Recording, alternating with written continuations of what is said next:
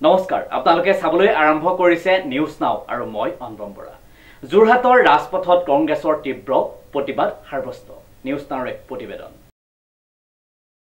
যোৰহাট জিলা কংগ্ৰেছৰ উদ্যোগত যোৰহাটৰ ৰাজপথত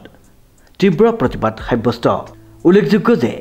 সংসদৰ মজিয়াত অসাংবিধানিক শব্দ প্ৰয়োগ কৰি বিৰোধী উপদলপতি তথা যোৰহাটৰ সাংসদ গৌৰৱ গগৈক কৰা অপমানসূচক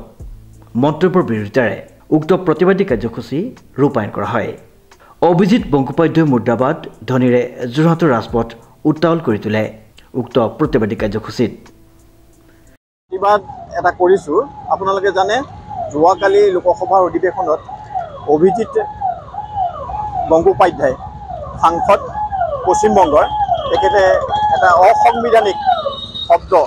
আমাৰ মাননীয় সাংসদ যোৰহাট লোকসভা সমষ্টিৰ শ্ৰীযুত গৌৰৱ গগৈ ডাঙৰীয়াৰ বিৰুদ্ধে কৈছিলে আৰু এটা কথা আমি পৰিলক্ষিত হলো অধ্যক্ষই যেতিয়া গৌৰৱ গগৈ ডাঙৰীয়াক সুধিছিলে যে আপোনাক কি শব্দ কৈছিলে কিন্তু গৌৰৱ গগৈ ডাঙৰীয়াই এটা কথাই দাঙি ধৰিছিলে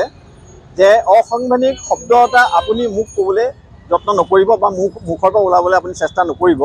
তাতেই আপোনাৰ গৌৰৱ গগৈ ডাঙৰীয়াৰ ব্যক্তিত্বটো প্ৰকাশ পাইছিলে আৰু বংগোপাধ্যায় যিটো শব্দ ইউজ কৰিছিলে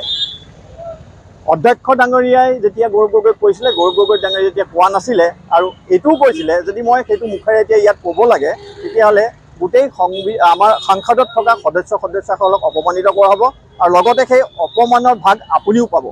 গতিকে এজন উচ্চ স্তৰৰ আমাৰ এজন লোকসভা সমষ্টিৰ যোৰহাট লোকসভা সমষ্টিৰ সাংসদ আৰু আমি যদিও কালি প্ৰস্তাৱটো নাকচ কৰিছে অধ্যক্ষ ডাঙৰীয়াৰ হেঁচাত অভিজিৎ বংগোপাধ্যায় বস্তুটো উঠাই লৈছে আজি আমি প্ৰতিবাদটো ব্যতিক্ৰমী প্ৰতিবাদ আমি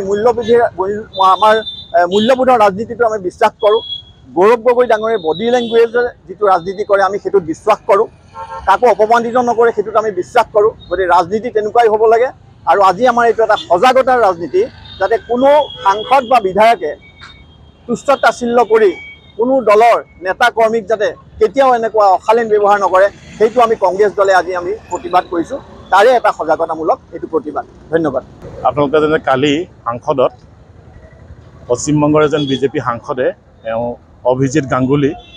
তেওঁ আমাৰ কংগ্ৰেছ দলৰ সাংসদ তথা লোকসভাৰ বিৰোধী দলপতি গৌৰৱ গগৈ ডাঙৰীয়াৰ বিৰুদ্ধে অসংহতীয় শব্দ ব্যৱহাৰ কৰিছে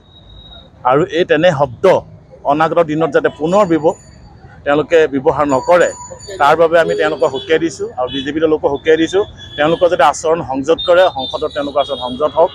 যিহেতু সংসদখনৰ পবিত্ৰ এখন সংসদ সকলোৰে সংসদ এই সংসদখনৰ গৰিমা তেওঁলোকে যাতে ৰক্ষা কৰে ধন্যবাদ যোৰহাটৰ পৰা অনুপম বৰাৰ ৰিপৰ্ট নিউজ নাও